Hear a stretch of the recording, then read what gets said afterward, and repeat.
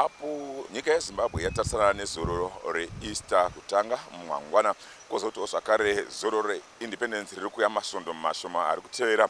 Hurumende yatora mukana wekuchenjedza veruzhinji kuti vafambe zvakanaka vachidzivirira tsaona mumigwagwa. Nhasi gurukota zvekufambiswa kwezvinhu pamwe chete nezvivakwa naBaminisita Felix Tapiwamona vanga vari mumugwagwa unobva Harare wakananga kuChinhoyi paGwebi College vachiita chenjedzo iyi. Ndichivara zvakare kuTraffic Safety Council of Zimbabwe vagara pasi vachishanda zvakare neministry vakauya nedingindira redu rinonzi pachirungu watch the kilometer ahead, zvichireva zvekukosha kwokuti patinenge tichifamba tinge tichikoshesa mafambiro atinenge tichiita pamugwagwa. Vemaamburenzi vanosanganisira veHEMS pamwe chete neDiscovery vazvipira kumira kubatsira vanhu vakati muripo panenge pasina nekuti hurumende yakatora mukana uyu. Ndonguva yekuti vanhu vanenge vachifamba vanenge vamira kumabasa and ndonguva inowanika njodzi dzakawanda.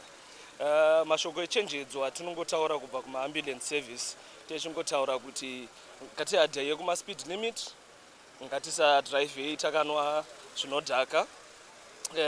Ma-ambulances edu in case of any emergency munofonera 591 kuti muwane rubatsiro.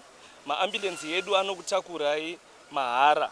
Asi ukanzwa wakatsaona kana kusangana netsaona upenyu hwemunhu hwakakosha, kurumidzawo kakutibata pa 591 kana pa 080 80630. Tinotenda chaizvo Discovery zvamunoziva yakafomwa naye waDr.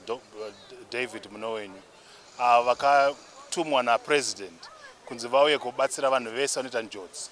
Isu veDiscovery Ambulance paholiday ino yeEaster tinenge tiri 10 mazvidzoka 10 different places atakapaka tatakadeploya motikari tiri ready kuresponda unenge waita tsaona. Mambo venzvimbo iyi Mambo Zvimba vachenjedzawo veruzhinji vakati zvakakosha kuti vanhu vachenjere mukufamba kwavo muupenyu. Unoona tasvika patollgate apa chokwadi zvamborehwa zviye kuti unenge ucharohwa nemumashure mune dzimwe mota dzinongoya dzida kupfuura, asi mukazenge masumuka ipapo hamuna 3 minutes makusiyana kusvika kupinda muHarare unongonosvikirana. Kana uida kukurumidza kusvika kuHarare kana kwauri kuenda kwese wakadi kuenda nezuro. Veruzhinji vanga vachifamba mumigwagwa nhasi vasarangurawo chiitiko chiriko chehurumende chekuchenjedza vanhu mukufamba kwavo kwakanaka mukati memigwagwa sechinhu chakakosha chaizvo, nokuti kazhinji kacho vanhu vanovarairwa vanokanganwa upenyu kuti hwakakosha. Saka mukawana chenjedzo panguva iyo unotombogara nenguva zhinji kufana kuyeuchidzwa. Tagara isusu vanhu vatimada kuyegara chicheuchidzwa kuti zvakasata kutora zvinodhaka kumhanya kuita sei kuti upenyu hunge huripo. Love more muchakandiona amasunungure via.com Gwebi.